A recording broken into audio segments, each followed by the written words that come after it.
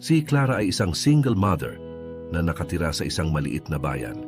Siya ay nagtatrabaho bilang kahera sa isang tindahan at ginagawa niya ang lahat upang maitaguyod ang kanyang nag-iisang anak na si Miguel.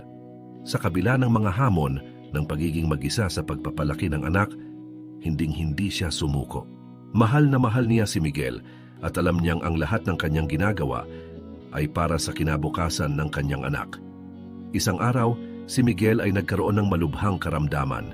Nang malaman ni Clara na kakailanganin ng kanyang anak ng mahalagang operasyon, gumuho ang mundo niya. Wala siyang sapat na pera at tila naglaho ang lahat ng pag-asa. Subalit hindi siya sumuko. Naghanap siya ng paraan at lumapit sa mga kaibigan, kapitbahay, at kahit sa hindi kilalang tao upang humingi ng tulong. Sa gitna ng pagod at kawalan ng pag-asa, dumating ang araw ng operasyon. Habang naghihintay si Clara sa labas ng operating room, napaupo siya balot ng kaba at pangamba. Lumapit ang kanyang ina si Aling Teresa, na naroon upang samahan siya sa pinakamatinding pagsubok ng kanyang buhay. Tahimik lamang si Aling Teresa, ngunit iniabot niya ang kamay niya kay Clara, na agad naman itong hinawakan ng mahigpit. Walang salita, ngunit sa kanilang pagtingin sa isa't isa tila ipinaabot ni Aling Teresa ang kanyang pagmamahal at lakas sa kanyang anak. Ang simpleng presensya ni Aling Teresa ay nagbigay kay Clara ng tapang na harapin ang anumang mangyayari.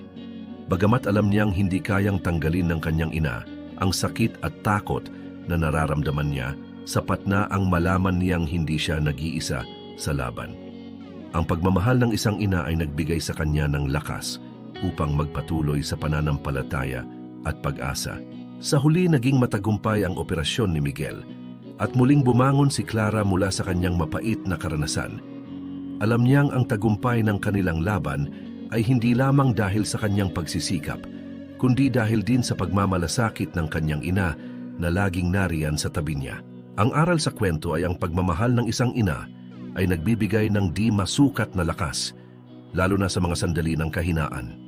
Sa panahon ng pagsubok, ang simpleng presensya at pakikiramay ay maaring magbigay ng pag-asa sa mga nawawala ng lakas. Ang konklusyon ay ang kwento ni Clara at Aling Teresa ay sumasalamin sa tagpo ni Jesus at Maria sa ika-4 na istasyon ng krus. Ipinapaalala nito na sa kabila ng bigat ng ating mga dalahin, may mga taong handang tumindig kasama natin. Ang pagmamahal sa kahit anong paraan ay isang napakagandang regalo na nagpapalakas sa atin upang ipagpatuloy ang ating paglalakbay